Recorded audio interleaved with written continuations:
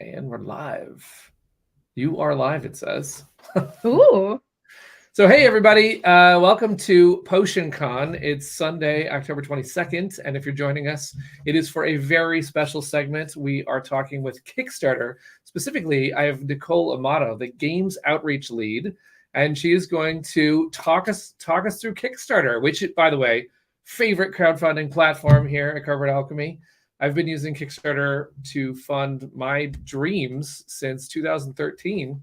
I know it was around before then, but it is just a huge thing for the board game industry, which is a bunch of indie creators usually, like I said, funding dreams. And so this is super exciting for me. I hope you all are excited to hear about lots of fun facts, and then we'll have question and answer at the end. Let me turn it over to Nicole so we can chat about all things. Hi, everybody. All these little comments popping up are so adorable. I love it. So this is supposed to be Kickstarter trivia with me and John, but John is sick today, so it's just going to be me. But don't worry, you're going to get to see his face. I have a picture of him somewhere. Welcome to day 2 of Potion Con, as Peter already said. So this is John. John is the head of games, and I'm the Games Outreach Lead. Basically, Games Outreach Lead means that I work with tons of creators, so I have lots of Zoom meetings. My email inbox is a nightmare. The trick about email is that you answer them and then people write back. It's a scam. Yes. I don't understand. Like how does anybody ever get, like, people are like, inbox, and I'm like, you can't get out of that cycle. I just want to say on this slide that I'm really excited that I actually got to know both John and you outside of Kickstarter first. That's really neat that I've seen you both come into this role, because when I saw that you were Games Outreach Lead, I was like, oh, this is so great, because I really wanted to chat with you and work with you on Kickstarter. So I'm excited for that. I mean, I could talk a little bit about John and my history. Also, John got started making board games. He and his friends created a company called Lay Waste. They made a little game called Dragoon, which I'm sure lots of people know about. John's been involved in, dozens of Kickstarters at this point. I have a company called Cardboard Fortress Games. I won't give away. I like the cardboard. I like any company that's got cardboard in the first name, right? Kindred spirits. And I met you when you were at Breaking Games. I was going to say Ad Magic. Yeah. Great times. I had my first Kickstarter in 2015, so not too long after you. And it's been a wild ride. So to be like the Games Outreach Lead at Kickstarter, I feel like everything's just come full circle for me. I feel like this is where I started, and now it's where I am. So it's pretty rad. So cool. Yeah. Let's see, what's my next slide? Who could know? Oh, okay, great. Okay, cool. So we have to guess. We have to have people guess, right? Yeah. All right. So how many people are on the Kickstarter games team? So Nicole and John, it's at least 2 so far, right? Now we got to figure out, is it 100 people? Is it 1,000 people that work at Kickstarter?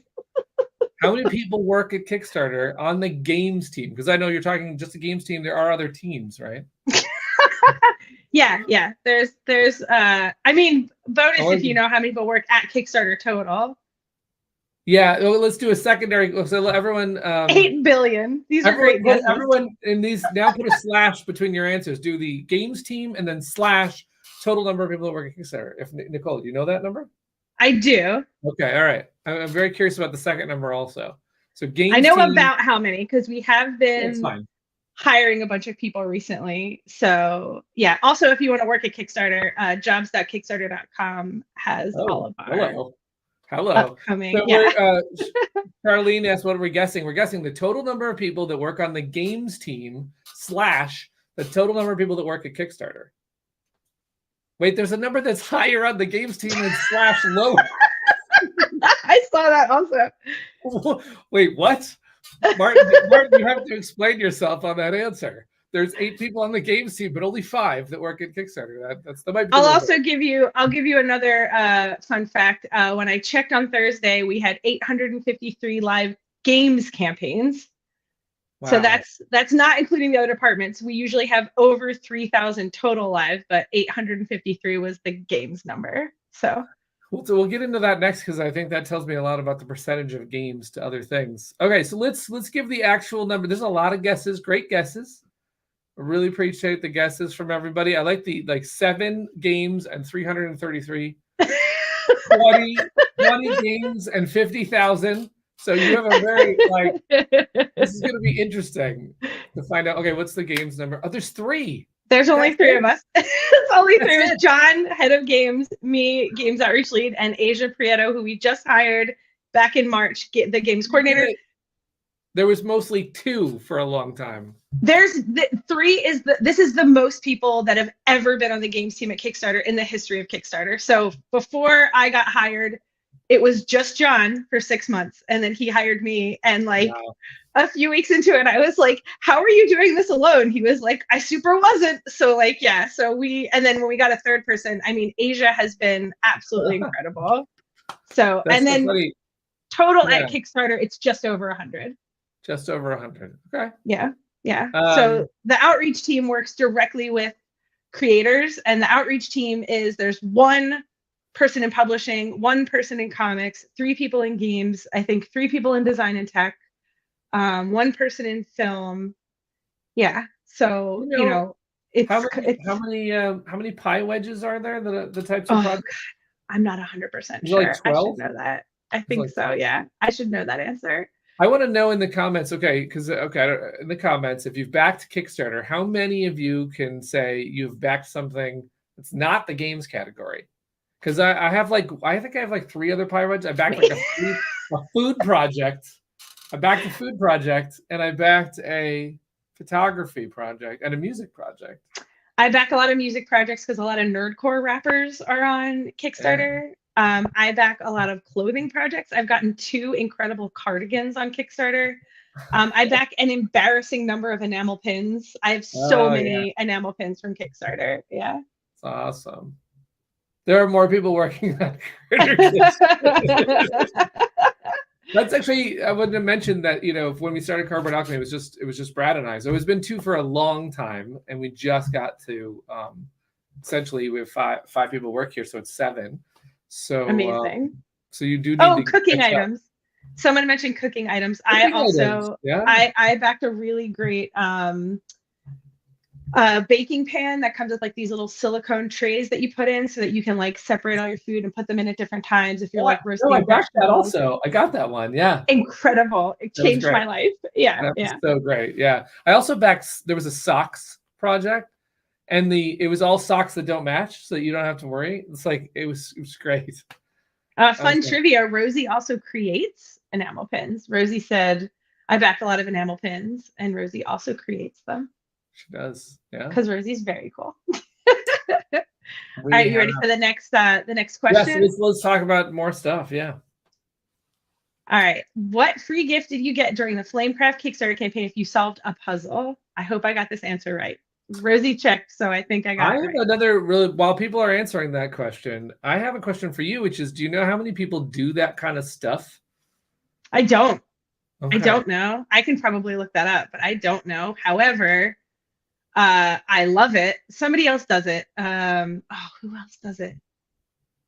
Not Selinker. I mean, Selinker is known for his puzzles, but I don't think he does it in his campaigns. But I think what you guys did was very unique. I have another visit from Peter. I have a small. Okay, there's another trivia I could ask, which is, does anyone know? I did a special. My very first Kickstarter, I did a level where one of the tiers was that I would go around Los Angeles and deliver something personally to you. Does anyone know what that was? Can anyone answer that one? But that was I don't even know that one. That was back in the day where Kickstarter was you a lot of okay, I'll put you in the game if you back for this level, or I will sign this thing, or I'll do this. There was a lot of one-offs. So I did one-offs. There was all sorts of I did personal birthday cards for backers. It was just wild. Hi, Alex Cutler. Alex Cutler's in the chat. Alex Nice. Cutler's in the chat. Woo! And not only is Alex Cutler one of our co-designers of the game, but knows you from all sorts of the design circles and game circles of the East Coast. That's nice, Brad, but I did not hug people. I gave them a pie in the face. And I baked pies we had a level that if you were in Los Angeles, you could get your game with a pie. You had to order apple, pumpkin, or cherry. And I made pies, and I went around the city like a complete idiot, delivering pies to addresses where people weren't there at all. It was like totally awful. I was like, do I leave the pie? I have no idea. It was crazy. Incredible. Okay, so did anyone guess what we gave out with the puzzle? You ready for the answer? Yeah. A lot of people did, I think. I think we know. Yeah. Pink Fancy That was such a fun one. I have to say that was really it confused people because it's a 7th color and you don't need 7 players. Right. But it was like this, we have to do this pink dragon. That sounds fun, you know. The pink dragon's beautiful. I mean, all the pieces in the game are beautiful, let's be real. It's one of my favorite games. I love it so much. By the way, Alistair, that was pre-potato salad. Yeah. Oh yeah. That campaign was awesome though. The crazy campaign. Which one was it that you gave out the pies? It was What the Food. What the Food. Okay. I'm now coming back to Kickstarter with another food-based game. It feels like awesome to do that. But probably not going to deliver a pie to 6,500 people. Probably not. Probably not. It would take. All right, we ready? Are we ready for the next one? Let's see. Yeah.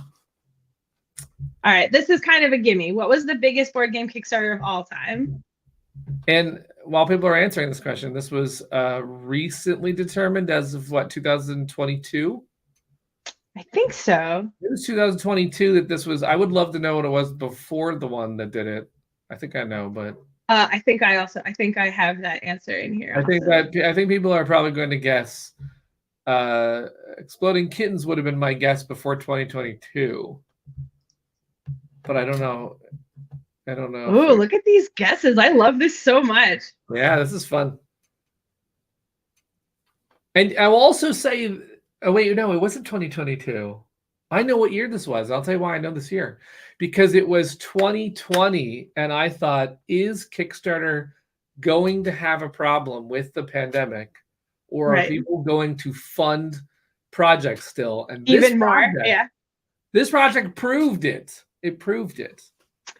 I had a lot of friends who backed more Kickstarters than ever in 2020 because they were like, well, I'm not going to Gen Con. I'm not spending $2,000 like to go to Gen Con and buy a bunch of games. I'm not like flying to all these events and buying games and coming home. So I'm just going to spend the money that I would have budgeted for trips and instead spend it on Kickstarter, which I was like, that is amazing. Biggest in money. Number of backers is a later question, Martin. Thank you for asking that. Someone's asking about Brandon Sanderson now. I don't know. Does that number? Well, we'll see what that. Brandon Sanderson is all time, but he did not make a board game. Brandon Sanderson. Board game is the key word here. Yep. Yeah. Brandon Sanderson, who made $42 million. Yeah. Wow. Absolutely bonkers. Wow, absolute madness. Yeah. Yeah. I can only imagine that content wall and that all that stuff. Wow. Yeah. It was wild. Yeah. All right, we have a lot of guesses for. All right, you ready for the answer? Yeah. So, yep, it was whoever guessed Frosthaven. You're correct. However, a lot of people's second guesses were not correct. The second biggest board game was Kingdom Death Monster 1.5. So Frosthaven made nearly $13 million in 2020, but Kingdom Death Monster 1.5 made $12.4 million. So that was the second biggest one. Wow. Yeah. Kingdom Death, which I still have never played. Kingdom Death is one of my white whales. I've played it. I wish I had backed it, but it was out during one of those times when like Anthony and I were backing just so many games with minis. Like we did Rivet Wars, we did Sedition Wars. We went all in on Super Dungeon Explorer, and Kingdom Death Monster popped up, and Anthony was like, for the love of God, if you back one more minis game that we can't fit on the Calyx, like I will divorce you. So yeah. Oh man, that is a Kingdom tough. Death Monster was so expensive. That is correct. Yeah, that would be another one based on like tier levels. There's so many fun ways to dissect the numbers of what's going on. I remember early days of Kickstarter, there was like these blogs, maybe they're still up there, which are like, here's advice on your tier structure should have like this level and you should have this level because these are proven to be the most effective levels. Right. You know? I mean, that has kind of gone out the window because now we have add-ons. Yeah. And now you have like pledge managers with add-ons. So I feel like now it's the Wild West again because it's so hard to like, because I agonize over pledge tiers. And then I'm like, I started saying, oh, wait a second.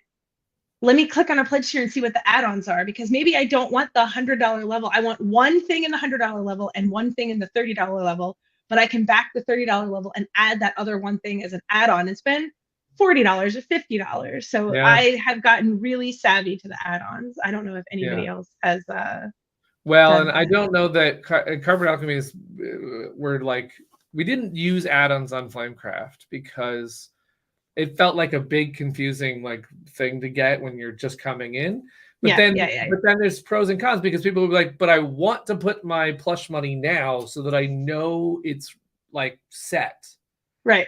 So give me the button. But then it's a tough call on the add-ons. Yeah, I agree. So interesting. Okay, so Frosthaven crushed it. Funny. Somebody said Sedition Wars was such a mess. Nearly every card got replaced and had a typo in the rulebook that changed the entire game. Yeah, they like released a new version of the rules that made the game work and then charged money for it. And we had like house ruled a bunch of stuff because there was like, I think if you played as the aliens versus the humans, like it was like the humans couldn't win. I can't remember. We tried so hard to make that game work and just couldn't make it work. Got a nice comment from Imp about Andromeda's Edge being an actual all-in, because that's the other thing is that it is the Wild West. Everyone can do whatever they want, so you do have to kind of, as far as and this is just due diligence that everyone's got to do. You got to check out what each one does. Yeah. It's like doing homework. Good kind of homework though, because you're good homework. I mean, I've been on Kickstarter for so long, and just like poring over the campaigns is fun to me. But yeah. Me. All right. We ready for the next one? Yes, we got to see what else we can figure out. So this is not board games. What was the biggest tabletop RPG Kickstarter of all time? And this is also money, not backers. Tabletop RPG might be one of my weakest categories on Kickstarter. I think because I have no time to dive in to RPGs, but I would like to. I have a hard time because I love Mothership so much, and Mothership does that fun thing where you can like license their IP and make adventures for it. And for whatever reason, there's like an unspoken rule among the Mothership creators that they all always have a patch that they have as like an add-on. So now I've got like a bunch of Mothership modules and a bunch of patches. I'm gonna have to have like a vest just for my Mothership patches because I love that game so much. I'm a real sucker for RPGs. Kingdom Death Monster is not an RPG. It is a board game. It's a tough category unless you're into the RPG. It is tough. I do believe that I could be wrong, but I think a lot of our Flamecraft fans are into the RPG. So I would assume some people know. Got some really good answers going. I like the one that says Avatar: The Last Airbender, not the blue people. Not the blue people. That's a good guess. Good distinction also. Yeah. What's interesting is we've chatted. I'll just tell everyone, it's like one of the fun conversations Nicole and I had at Gen Con is when will Flamecraft go down the RPG route? That'll be fun someday. I've been very excited having that conversation with you. I love that question. Yeah, we'll have to bring in some RPG pros too. I have recently started working on RPGs, and let me tell you, I'm having a great time. Cool. That's fun. I think half the fun of an RPG would actually be just all of the building of the lore and the book, right? Like whether or not you ever like dig in and play it, just defining, okay, this is the lore, this is the Bible of the world, is fun. Absolutely. Yeah, my friend ran one recently called Defenders of the Wild, and it was a board game, and they were also making an RPG. And the world and lore of the board game is so rich, and the art is so beautiful that I was like, of course you're making an RPG. It's that the RPG is also going to double as an art book because the art is so good for the game. Yeah. This is so cute. I love all these answers. Wow, fun. Oh, the Ghibli inspired one was awesome. That one was called oh my god. It was done by 1985 Games. It just ended. I backed it. Oh, I can't remember what it's called, but that one is gorgeous and I cannot wait to get it. They had dice that came in like these little containers that were like $65, and it took every piece of willpower I had to not add those on. Wow. Because I was just like, it's right there. I just need to click one button and they're mine. But no, I didn't. Oh, Obojima. Thank you, Indigo Magpie. Obojima. Oh, nice. All right, are we ready? Yeah, let's find out. All right. So many people were correct. Avatar: Legends, the role-playing game. Now I have a question about Avatar. Yeah. When was that on Kickstarter? Because that's a great question. Want to say that was when Flamecraft was live? Let's see. I want to know if that was at the exact same time when we were doing Flamecraft. For everybody who wanted to know the second biggest one, it was Ryoko's, which somebody else also mentioned. Let's find out the answer to your question. When was this? You're trying to pull him in RPG with art books. If they're from Sendar, you are succeeding. Oh man, Sendar. When was Flamecraft? What year was Flamecraft? It was 2021, August of 2021. All right, oh, is it the same time as Andromeda that it was going? Because Andromeda was this. Avatar Legends, September 2021. Yeah, they were the same time. Amazing. Yes. You nailed it. You really got it. I remember seeing it going like, no, Avatar, get out of the way. We got to finish this Kickstarter. Don't confuse. Don't make people go over there. Don't talk about Avatar. We've got to talk about these Dungeons and Dragons. Of course, the fear that someone has when you're launching a Kickstarter is that someone else bigger will take everyone away. But that's not actually true. That doesn't actually happen.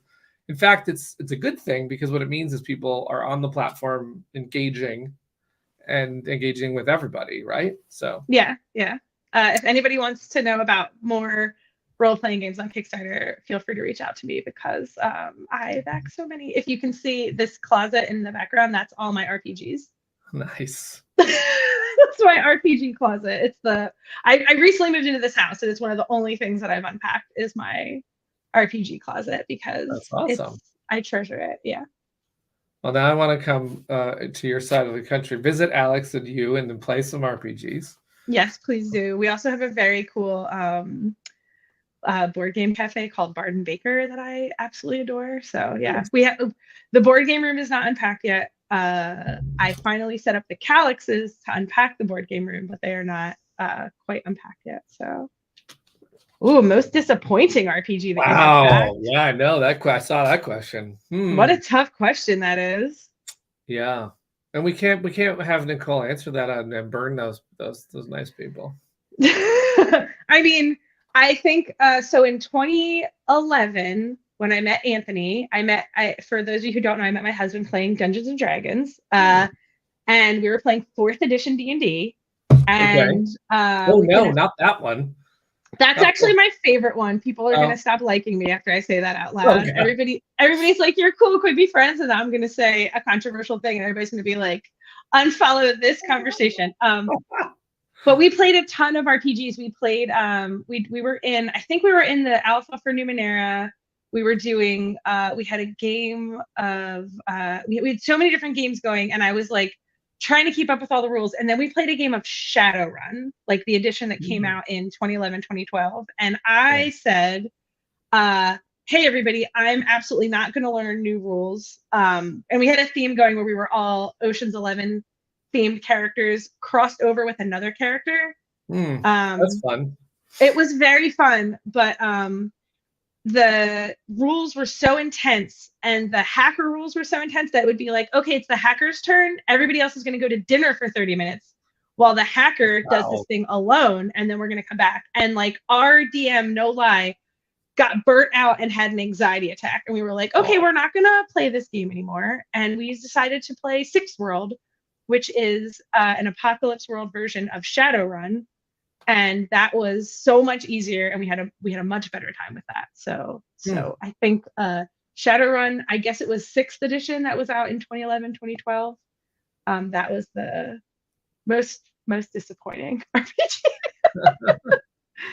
I do like those moments of RPGs where I had a friend who, you know, he would pass us these secret notes, and then he'd have like these one-offs where we'd be working out this thing, and that's a really neat part of it. If you can maintain that, those little one-off sessions or that like special thing that's someone's not with you, they're doing something else. It's really neat, but it's very challenging to do that. Yeah. I mean, I will say that I think my favorite RPG right now, if we want to be positive, is probably Lancer. Lancer is like absolutely rad. Lancer's like you have 2 different games happening, right? You're a mech pilot, and when you're the pilot outside of your mech, it's absolutely apocalypse world, dungeon world, very low rolling, very high role playing. When you're in your mech, it is crunchy as heck. 4th edition D&D. You're keeping track of your ammo. You're like, it's on a grid. It's all very like map based. And they have a beautiful online character sheet called CompCon that if you ever wanted to just go in and mess around with characters and look at the system, it is, those guys are doing it right. It is wonderful. That's cool. All right. Well, we have more questions, but let's go through some more slides and we'll come back. Let's circle back around to RPGs if everyone wants to just hang out on RPGs. Yeah, absolutely. So people were asking if we met backers. So what board game Kickstarter had the most backers? Bonus points if you know how many.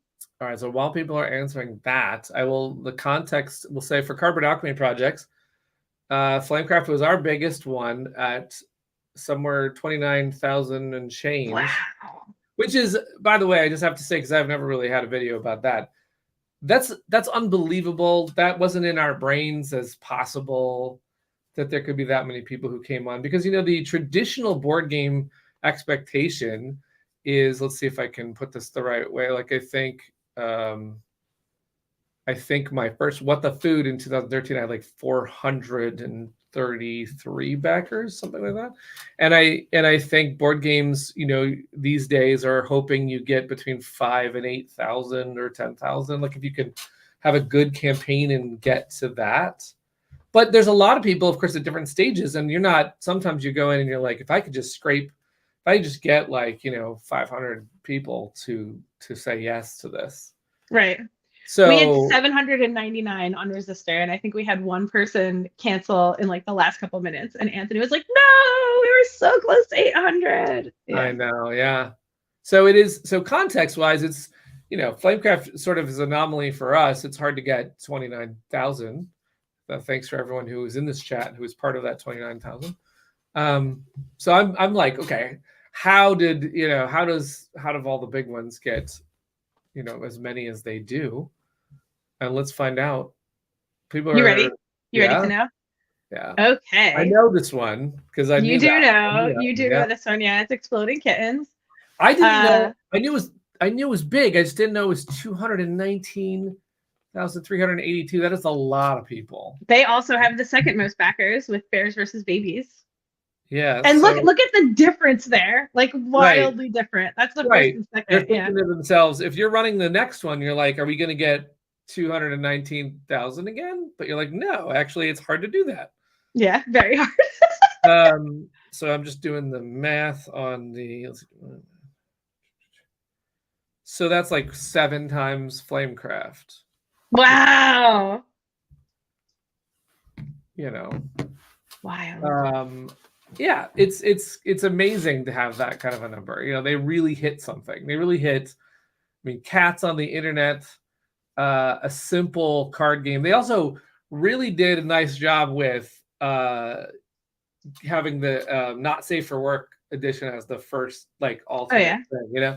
They did so I mean, many I things. think Right. also one of the smartest things they did was team up with Matthew Inman. I mean, Matthew Inman is like, it's the Yeah. company is like, he's half the company, and I think he's amazing. I saw him talk in person because I loved the Oatmeal, his comic, and like it just felt like a slam dunk. Like slapping his art on board games is like Yeah. brilliant, just absolutely brilliant.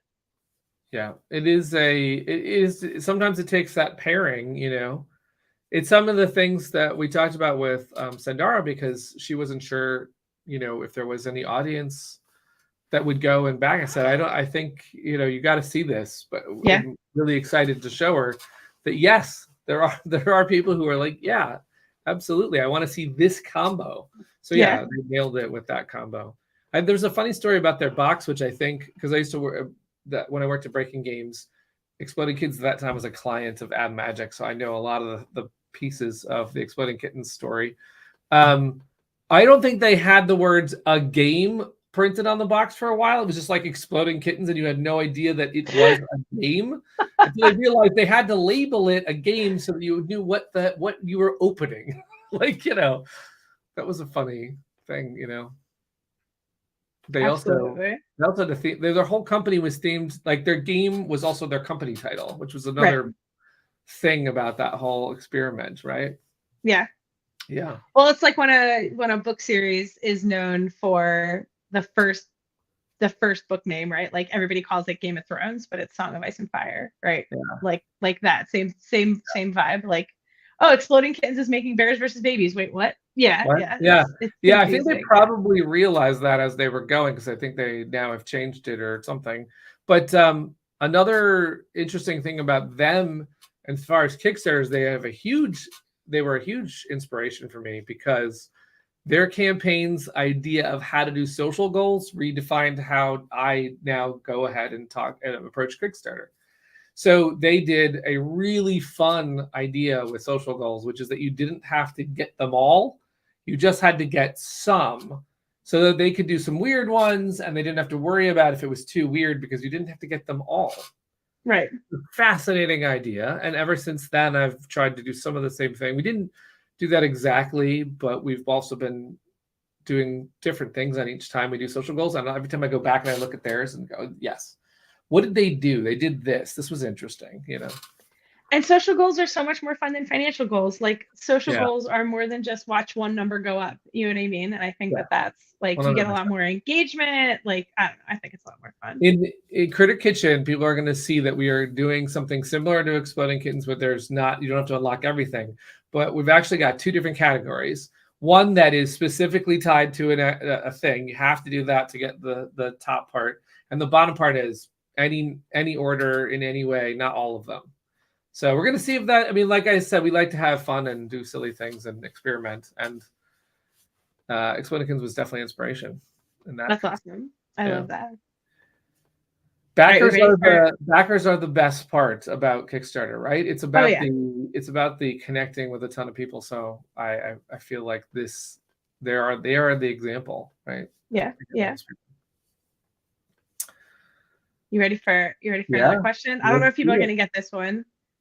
It is, what Kickstarter prompt is happening right now? So for anybody who doesn't know, throughout the year, Kickstarter has prompts where we basically encourage people to make a certain kind of campaign or fit a certain kind of theme or do a certain kind of thing. And then those are campaigns that we spotlight and promote a lot. And we have a very fun one happening right now.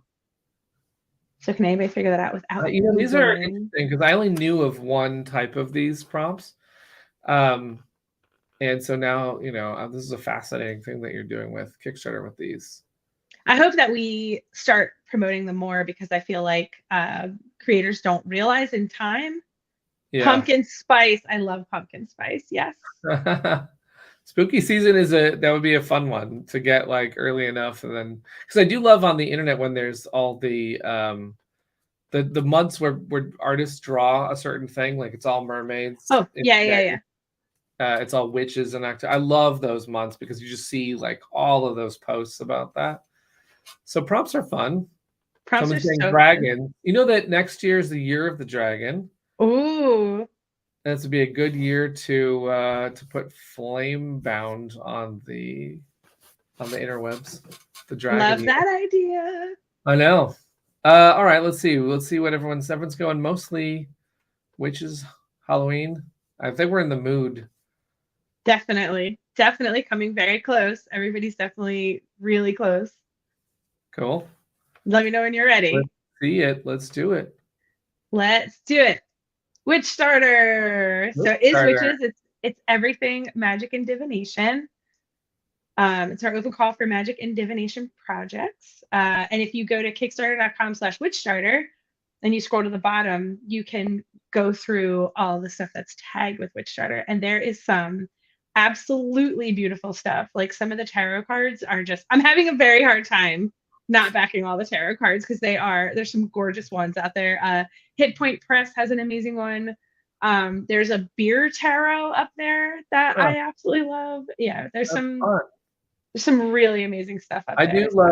I do love this style too. I think I worked with Manny on Sparkle Kitty, and then he made Shadow Kitty, which was like the Halloween witchy version of Sparkle Kitty, and it was a lot of fun. This is a great theme, and the prompts idea by Kickstarter makes me think about how if there was enough notice and there's prompts out there, I could see how fun that would be to get involved in one of these. Because I was thinking that Cardboard Alchemy has this, we sort of do these big ones and we can't really stop and do but it'd be kind of fun to deviate and go, okay, for Witch Starter, we'll do something kind of fun. Yeah. Oh my gosh. Can you imagine like a Flamecraft tarot deck? I would die. Please do that next year. Please do that next year. Yeah. Party on Dude said, I always have trouble not backing tarot cards. I want them all. Big same. Such a mood. I thought for tarot cards to work, they have to be gifted to you from someone rather than buy them yourself. So fun fact, MBM, I don't know how to read tarot cards. I just love them. So don't worry. I'm not breaking any rules because I'm not reading anybody's cards. There you go. I'm just a goblin who likes to collect beautiful things. Okay, are you ready for the next one? Yeah, let's see it. I like the idea that you're doing that. It's another prompt themed one. What is the name of the prompt the Kickstarter runs in February? This one's going to be much harder. This is the one that I know, actually, though. Okay, cool. I was worried you were going to say it. I was like... I've heard of this one. That's another one that I wish I could participate in, but I don't have any projects that fit the prompt. Meme Stealer just said Tarot Goblin. Yes, Meme Stealer. I am 100% a Tarot Goblin. For 100% sure.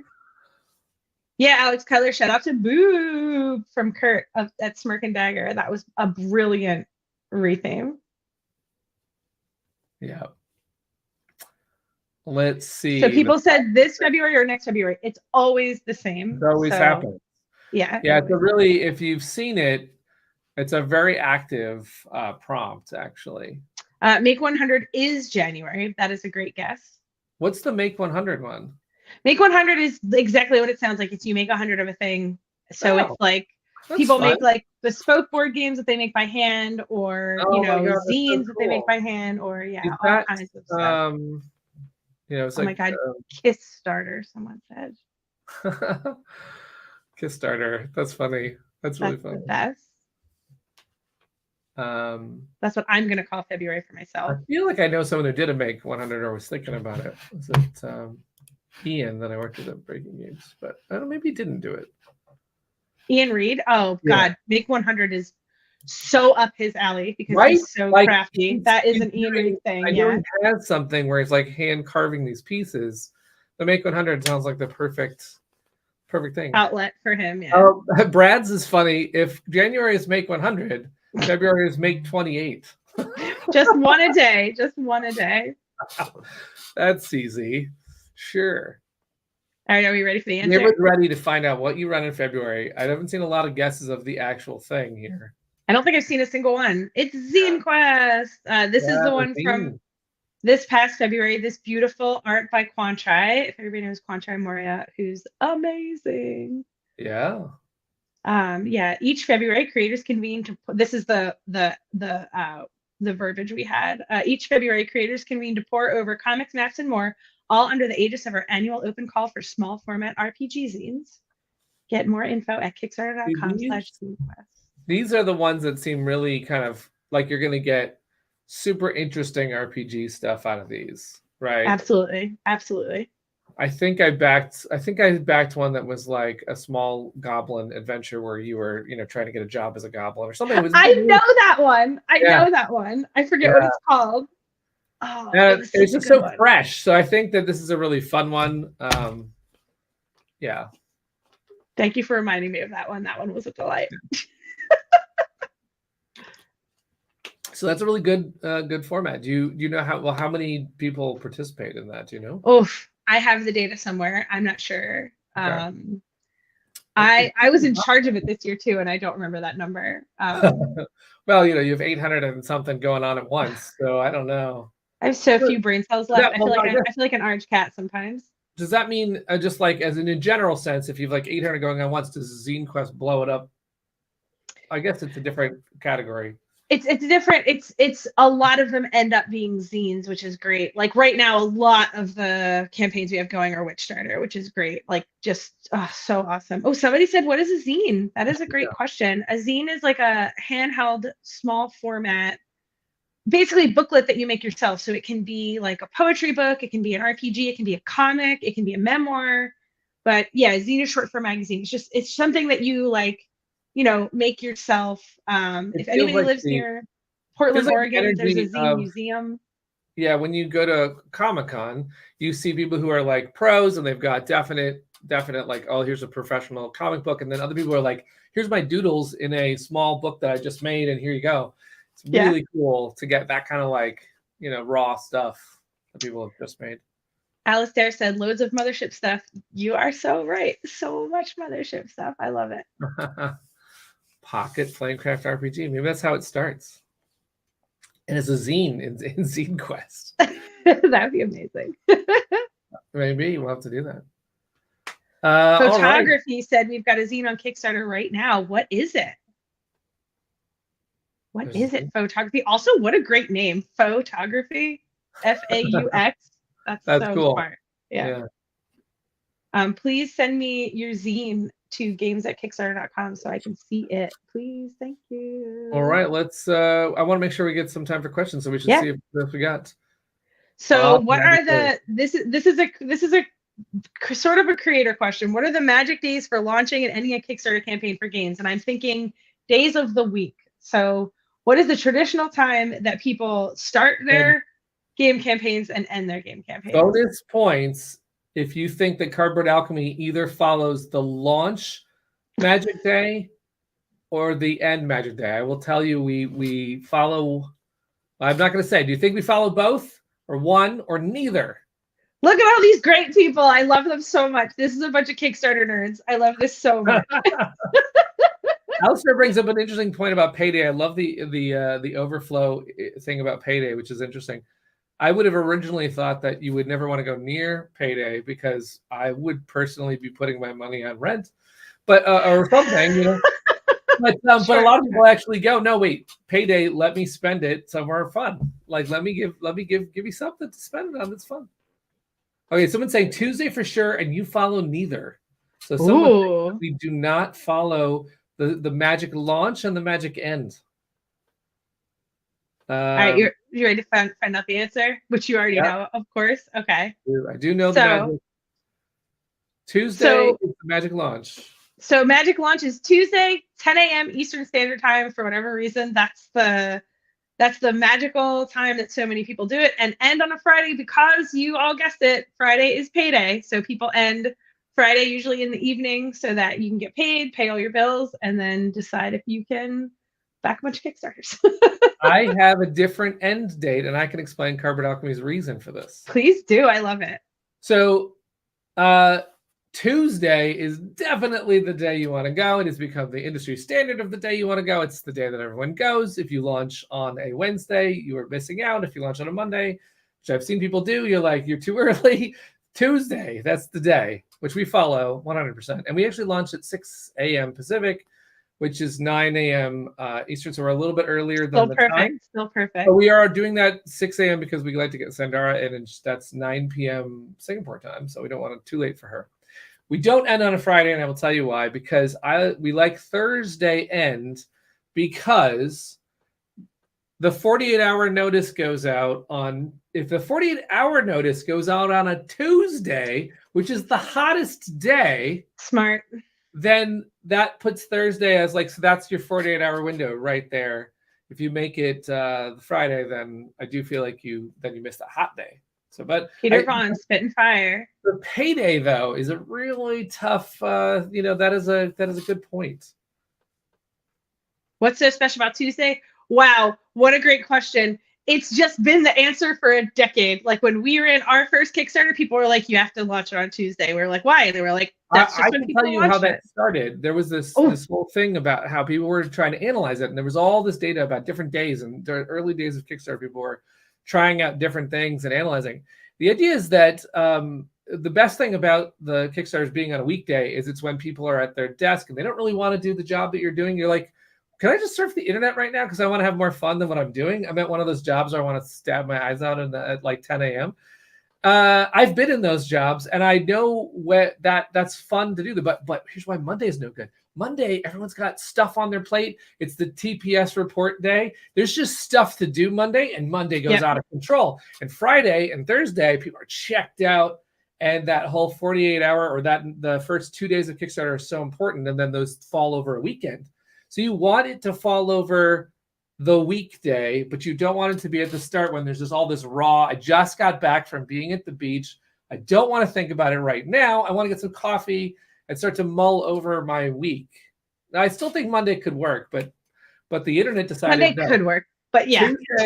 Tuesday is what has worked for many people. Anyway, it's a good question.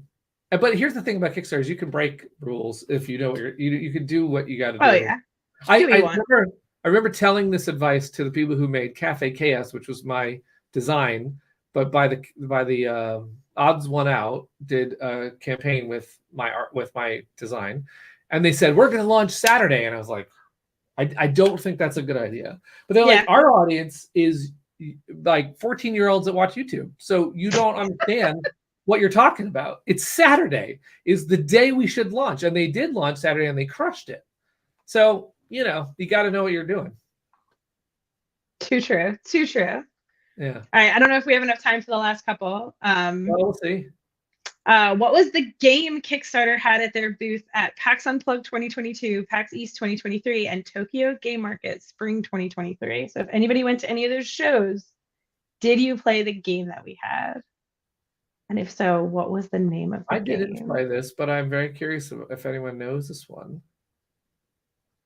I like that you're doing games at your booth, by the way. I think that's a great idea. It was so much fun. It was like some of the most fun I've had, like running a booth. I loved it so much, especially watching the difference between the American audience and the Japanese audience was wild. That was. Oh yeah, I really want to go to Tokyo Game Market someday.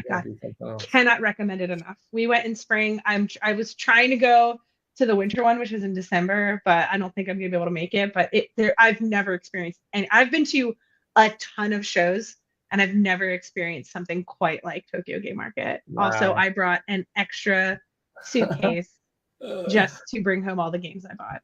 Wow. Rosie, you won that game. Find Nicole at Essen. All right, let's see what the game is, because we want to make sure we get to say where they can ask questions. It's called Blow My Mind. I actually have the hoodie on also, the Blow My Mind hoodie. Yeah, look at that. It was a game where it was questions like, how would a goose wear pants? Is ketchup a smoothie? Questions that you could sort of, is ketchup a smoothie? Isn't that disgusting? Because tomatoes are technically fruit. Gross. Oh man. But yeah, players could get a starter pack at the Kickstarter booth. Then they had to collect the rest of the cards at other booths of Kickstarter creators throughout the show. This is the kind of stuff I love. I love that idea. They all had this goose there, so it was called the Wild Goose Chase. And it was a complete blast. If you got all the cards, you could come back and get special prizes. We had enamel pins. We had dispel dice, which were absolutely gorgeous. We had a blast. And then the last two, somebody said ketchup is jam. I am so upset about that. That's the most upsetting thing I've ever read. I'm going to save that screenshot. I'm so upset. Ketchup is jam. Okay. Can you name one of... Yeah. Do we have time for one more or two more? What do you think? Let's go. Let's just get right through them. Okay, can you name one of John's games? This is my boss at Kickstarter, John Ritter-Roderick. Can you name one of John's games that he had on Kickstarter? We did mention one earlier. God, why did I ask the ketchup question? It's so upsetting. Ketchup is jam. Ketchup is a smoothie. You've done it now. Now I've done it. So Matt also said there'll be demands something... on the Critter Kitchen, campaign for ketchup stretch goals. Terrible. Terrible. Matt had a question about Matt Fantastic made the game and had a question that was something like, it was something about clam chowder. Can you drink clam chowder with a straw or something like that? And I was like, we're not friends anymore. Like, you made me read that with my eyes, and now we're not friends. I hate it so much. Yeah. So John's games. So I'll tell you the one that I picked, which is Pineapple. Nice. John's been involved in quite a few Kickstarter games, including his Pineapple: A Visceral Truth or Lie game. And fun fact, I wrote some of the cards in that. Oh, that's fun. Yeah. And then the last question is about me. Can you name one of my games that I had on Kickstarter? Let's find out. Do people know? I know. One of my creators that I met with at Essen was like, I Googled you and looked up your games. Are they still for sale? And bought one of them, and I lost my mind. And he's been sending me pictures of them playing it, and I cry every time I get a message from him. It's so wonderful. That's so cool. I remember I took out the food when it was printed, and I took it to like PAX East, and I sold all but like one or two copies, and I put them in my suitcase, and my suitcase was too full, and I was unpacking it. And the person at the counter at American Airlines was like, "What's that? Can I buy that? That looks so cool." And I was like, "Oh my God, you want my game?" I love that so much. Yes. Someone did. Yes, that's actually my favorite of your games. Thank you. Thank you. Resistor. Impy Imp. Are people Googling me, or do they know these answers? This is so great. This might be long enough for Google now. Let's find out. Let's put up the slide answer. All right. So I said my favorite, which is Laser Riders. It comes in a box that looks like VHS tapes. It does look like VHS tapes. I mean, somebody owns Resistor. Oh, somebody said spin me right round. I'm gonna cry. Oh my gosh. So I'm partial to Laser Riders, the totally rad tabletop racing game. It's a game I had so much fun seeing on Kickstarter. And also Greater Than Games had a soundtrack for it. I don't know if people know that, which is also amazing. But yeah, Resistor. So cool. Resistor is near and dear to my heart. I remember when I was playtesting Resistor, there were a few people who were like, "What if I memorized the cards?" And I was like, "Then you got your $20 worth out of this game." And then when we were about to go to print, I said to Anthony, when we were about to submit the final files, I said, "Hey, I need you to change these 3 cards." And he said, "Why?" And I said, "Because I memorized them. Like, they're the ones that I always know what's on the other side if they come up." So props to those guys who asked me that question, because it is possible. So I think it's really great that you brought up that you and John have made games and put games on Kickstarter. I think that the most important part about that is it just really identifies that you're in the right business. You're in the home that you should be in to help other people get to that same place and find out what they need to do. So since we're going to run out of time for a lot of questions, let's make sure everyone knows how to find you and John if they are thinking about. Which I don't think wait, hold on. Can I remove this from the There was that. Yes, thank you. Games@kickstarter.com. Rosie's a hero. Yeah. So games@kickstarter.com comes to the whole games team. If you want to talk to me in particular, you can just put "attention Nicole" in the subject line, and I'm happy to answer any of your questions. And I will also say that, like, I'm also like Peter, you were just saying, like, that, John and I are in the right industry. Like, I've also worked with publishers. So there are times that people come to me and ask me about crowdfunding, and I'm like, "Oh man, you are definitely a better candidate for publishers." So I also have like lots of information about publishers. But the other thing is that, like, I can help you with all kinds of things outside of Kickstarter. Like, I can help you with printers. I can help you get reviewers. I can, like, send you loads of, like, resources. So, like, anything that you need help with, please. Please. I could talk about Kickstarter topics all day. I know that we could have gone all into the whole making campaign stuff, but I think we did a good job of just doing the PotionCon top level fun stuff. I liked all the participation. Thanks for everybody jumping in. It was an absolute pleasure to talk to you, Nicole. It's always I'm so fun to spend time with you, Peter. Thank you so much for honored that you inviting would me. come on our first con ever. So it's exciting. I will say hi to Josh H. I'm going to talk to him later today, actually. Yes, Nicole goes is friends with a lot of people in the industry, and it's a perfect thing that you're also the games outreach lead at Kickstarter. So thank you for your Thank time, you. Thank you chatting, so and much. hanging out. Yeah. Until the next time when we're playing an RPG and doing that. All right. All right, everybody. Thanks, everybody. Thanks for coming, and we'll see you. Oh, I should mention our next stream is I'm actually doing another stream right after this with Brad Brooks. We're going to do the Cardboard Alchemy Q&A finale. We're going to show a trailer or two, things like that, and then we're going to give prizes. So you want to come back to the next stream, which is going to be our YouTube. Check it out. All right. Thanks, everybody. Cheers. Thank you, Nicole. Bye. Thank you. All right. And